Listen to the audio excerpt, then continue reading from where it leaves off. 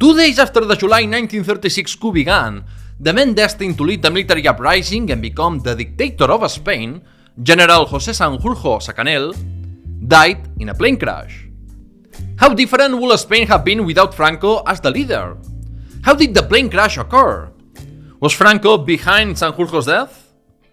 I'm David Cott, host of New History of Spain, and in this episode I will reveal the truth about this death that changed the course of Spanish history. First of all, who was Sanjurjo? José Sanjurjo was the general who led the amphibious operation at the Alhucemas landing to end the Rif War. His actions in the colonial war in Morocco made him the most prestigious general in the Spanish army.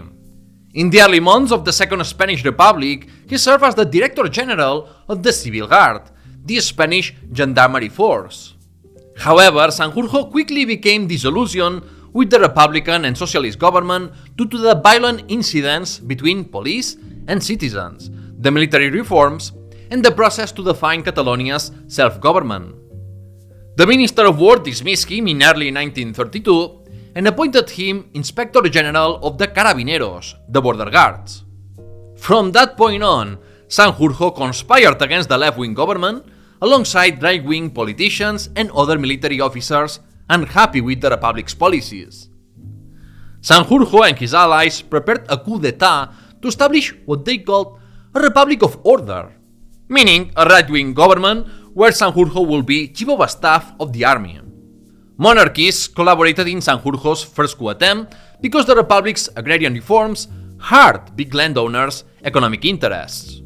The monarchy supporters were Alfonsists, who backed the restoration of the Bourbon monarchy under Alfonso XIII, instead of the Carlists, who were ultra-conservative Catholics supporting another branch of the Bourbon dynasty. However, his coup, known as the Sanjurjada, failed due to poor organization and lack of popular and military support. Sanjurjo was sentenced to death for treason, but the left-wing government commuted the sentence to life imprisonment. He ended up in exile in Portugal in April 1934 after being pardoned by the right-wing government of those years. From his home in Estoril, near Lisbon, Sanjurjo continued to conspire and led the plot that culminated in the Spanish Civil War. But what political regime did the 1936 coup plotters want to establish? What future did they envision without thinking of Franco as head of a state? The plan of the traitors military, allied with right-wing civilians and fascist Italy and Portugal, was to establish a military dictatorship for an indefinite period and reverse the progressive social, economic, and religious reforms of the Spanish Republic. The rebels planned to create a military directory similar to the one that existed under Miguel Primo de Rivera's dictatorship in the 1920s. In this case, the directory will be chaired by General José Sanjurjo, as he was the most respected and generated the most consensus among the different political factions supporting the coup, including Alfonsists, Carlists, right-wing Republicans, and fascists. Generals like Mola, Cabanellas, Franco, and Godet were to be part of the military directory, and there will be also a civil government, as there was under Primo de Rivera's dictatorship starting in late 1925. The prime minister of this civil government will be José Calvo Sotelo, the ambitious leader of Renovación Española, who by 1936 was more fascist than monarchist, as he himself admitted. In fact, according to the Spanish ambassador to the Vatican, Calvo Sotelo had already drafted a series of laws and decrees for the new state, although everything fell apart when he was assassinated a few days before the coup. According to the documents seized from the coup plotters, Franco, whom Sanjurjo despised, could have been Minister of War or the top official in Spanish Morocco, while a bunch of generals and right-wing politicians will fill the most important positions. By the way, you can fill the ranks of my followers by subscribing to New History of Spain on YouTube or podcast and supporting the show on Patreon. That aside, the plans of the traitors could have changed depending on the circumstances, as the coup plotters' priority was to ensure their victory and then discuss the details of what political regime will be established. The main goal was to defend the interests of the wealthy and keep workers and peasants under control. Debating whether to maintain the republic and the separation of church and state, as generals Mola or Queipo de Llano wanted, restore the Bourbon monarchy with an Alfonsist or a Carlist candidate, or establish a purely fascist regime, only will cause internal strife when they needed to focus on the success of the coup. What I can say is that General José Sanjurjo and other monarchists wanted to establish a military dictatorship and, after consolidating their control, restore the monarchy with Alfonso XIII. And a few months later asked him to abdicate in favor of his son Juan de Borbón. Sanjurjo wanted a revised model of the 1876 constitution so that the political regime would be a constitutional monarchy, meaning a monarchy where the king will have political power and not just be a symbolic figure. Therefore, had Sanjurjo not died, the Alfonsist monarchy would likely have been restored shortly after the military coup's success, and the fascists from Falange would have played only a minor role in the new regime. General José Sanjurjo was still in Portugal on July 18, 1936, when the coup began. But obviously, the man who was supposed to lead the rebellion needed to be in Spain. To make this possible, his Carlist allies sent him a passport with a false Portuguese identity. And the plan was to take him to the French Basque Country and then to Navarre. Carlist leader Manuel Falconde asked a French pilot named Lacombe to find the best plane and fly the general. Lacombe rented a Miles Falcon, a fast plane that could reach 175 miles per hour and had enough range for the trip without refueling. The English plane arrived at the Alberca do Ribatejo military airfield near Lisbon at 2 p.m. on July 19th. There was some confusion, and it took several hours for Lacombe to meet with the national delegate of the Carlist youth, who was supposed to receive him. By chance, they met when it was too dark to fly, so the flight plans were delayed until the next day. This delay allowed another pilot, Juan Antonio Ansaldo, to show up and offer to take Sanjurjo himself. Ansaldo was an aristocrat, military pilot, and leader of Falange's paramilitary death squads. Since 1932, Ansaldo had been a close collaborator in Sanjurjo's conspiracies, raising funds among aristocrats and signing agreements between the Spanish coup plotters and fascist Italy. On July 18th, Ansaldo argued with Falconde about Sanjurjo's transport. The Carlist leader thought it was best to use the English plane, while Ansaldo insisted that he should be the one to bring Sanjurjo to Spain, believing he deserved the honor given his contributions to the coup. Imagine arguing about something so trivial while the coup was already underway. Reluctantly, Falconde allowed the insistent Ansaldo to head to Portugal, hoping that Sanjurjo would already be on his way back to Spain with the French pilot by the time Ansaldo arrived. However, the Spanish pilot landed at the wrong military airfield at 7 p.m. This blunder led to his plane being confiscated by the Portuguese military, but he later convinced the police to let him take his plane to Alberca, where the French pilot had gone. When the Spanish ambassador to Portugal learned of this, he protested to the Portuguese government and demanded that they prevent Sanjurjo from flying to Spain. The Portuguese government tried to show they were doing something to prevent Sanjurjo's departure, but in reality, Portuguese dictator Oliveira Salazar knew about the whole situation. Due to the diplomatic incident, he prohibited the use of the Alberca military airfield, but made it clear that Portuguese authorities did not monitor civilian airfields, essentially telling Sanjurjo to use one. Juan Antonio Ansaldo arrived at Sanjurjo's house in Estoril and argued all night with the leader of the Carlist youth about who will fly the general.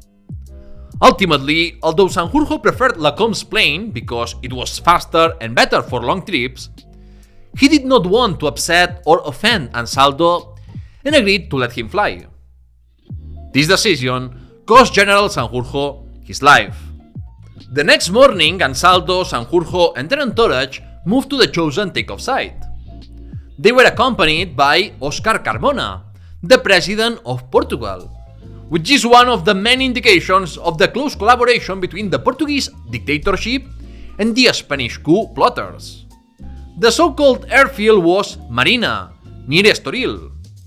It was a field with enough space for takeoff, but it was a poor location since it had trees in front, it was a rocky terrain, and lacked maintenance as an airfield. If Ansaldo had not caused a diplomatic incident between the Spanish Republican and Portuguese governments, they could have used a well-maintained military airfield. Ansaldo's plane was a de Havilland DH-80A Pasmoth, much slower than the Mild Falcon flown by the French pilot. Obsessed with gaining glory by bringing the leader of the uprising to Spain, Ansaldo added an extra fuel tank in a day because the plane's tank could not cover the distance from Estoril to the French Basque Country. This improvised installation was likely a botched job that didn't have the guarantees of having passed any inspection, adding an extra risk factor. Moreover, the maximum takeoff weight of a Pasmoth was 852 kilos. The plane itself weighed 582 kilos. With the main and auxiliary tanks filled, it carried 140 kilos of fuel, and the oil added another 8 kilos. This left only 122 kilos for the passengers and luggage. Historian Ángel Viñas estimates that the combined weight of the luggage and two passengers exceeded the takeoff limit by about 60 kilos, totaling at least 910 kilos. Ansaldo was reckless and incompetent for underestimating the overweight and for the makeshift auxiliary tank installation. But there is more. He attempted the takeoff during the peak heat of a July day, around 4 p.m., causing the engine to perform poorly due to the high temperatures, as confirmed by a witness to the accident. The Pasmoth likely had not received proper maintenance, and the takeoff was from a hastily chosen field barely prepared for aviation. As they prepared to start, Ansaldo asked Sanjurjo to lean forward to keep the plane's nose low and help with acceleration and the distribution of the weight. This reckless move required Sanjurjo to unbuckle his seatbelt, showing Ansaldo knew about the overweight, although he underestimated it. Unsurprisingly, this measure was insufficient. In his memoirs, Ansaldo tried to excuse himself by claiming he protested a bit about the excessive load, blaming Sanjurjo's luggage, a rather implausible claim. Basically, he wanted to put the blame on the dead.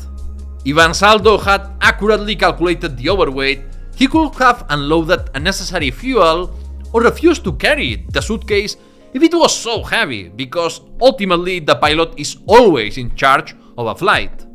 Either he lacked persuasion, which is hard to believe given how insistent he was on bringing the general, or more likely, he assumed that a few extra kilos will not be an issue, and everything will magically go well, despite being at an unsuitable takeoff site he was not even familiar with.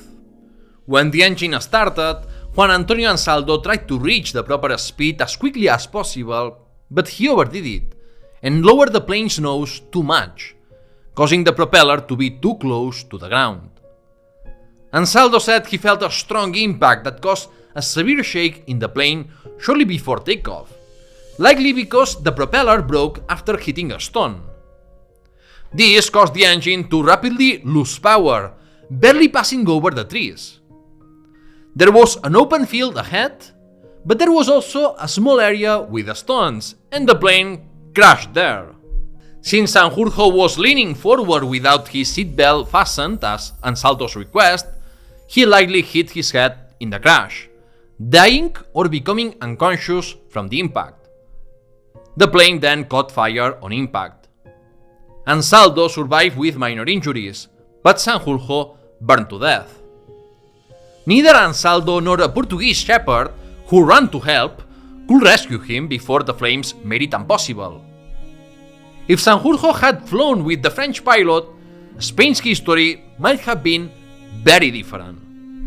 Such is the twist of fate. As I have explained, the plane crash resulted from a series of human errors by the pilot, mainly the excess weight for takeoff. The planning for this important flight was poor, and the takeoff execution was bad. In his memoirs, Ansaldo distorted the story to present himself as an experienced pilot who had bad luck, avoiding responsibility for fatal mistakes involving none other than the military leader of the uprising. But the truth is that Ansaldo was an arrogant pilot who boasted of completing numerous difficult takeoffs and was known in the Air Force for reckless behavior. This excessive self-confidence has caused many aviation accidents throughout history. Therefore, the plane crash was due to the pilot's incompetence and arrogance, not sabotage by Franco as some conspiracy theories believe. There is no evidence to suggest sabotage, and some people overestimate Franco's power at that time. It's important to realize that in the 1930s, plane accidents were very common because aviation was still relatively new and underdeveloped. Mechanical failures and structural weaknesses were frequent. There were no sophisticated navigation systems. There was a lack of proper infrastructure for takeoffs and landings, as this case clearly shows. And of course, human errors were very common due to inadequate training and recklessness. Fortune, or in this case, misfortune for the wannabe dictator, played a role in the fatal destiny of General Sanjurjo in an avoidable and very foolish accident. The deaths of both Sanjurjo and Calvo Sotelo, the planned leaders of the military and civil governments, also meant the end of the project to restore the monarchy anytime soon. Ironically, Ansaldo, a key monarchist in signing contracts with fascist Italy, contributed to leaving the Alfonsist monarchical project leaderless. General Francisco Franco filled the power vacuum among the rebels by gaining Hitler's support and rapidly advancing his troops from Africa to the peninsula with the indispensable aid of fascist Italy and Nazi Germany. The lesson from this story: don't give in to other people's requests just because they are persistent and annoying and you want them to shut up. If you like this video, hit the like button, comment and share it, and subscribe to New History of Spain on YouTube for new episodes of the chronological series on Spain's history or thematic episodes like this. Patreon supporters and YouTube members from the Spanish version of the show chose this episode. If you also want to have a say in selecting episode topics and enjoy other benefits like early access or appearing in the credits, I encourage you to support the show at patreon.com/newhistoryspain or with a one-time donation. The links are in the description. Thank you for your attention and see you soon!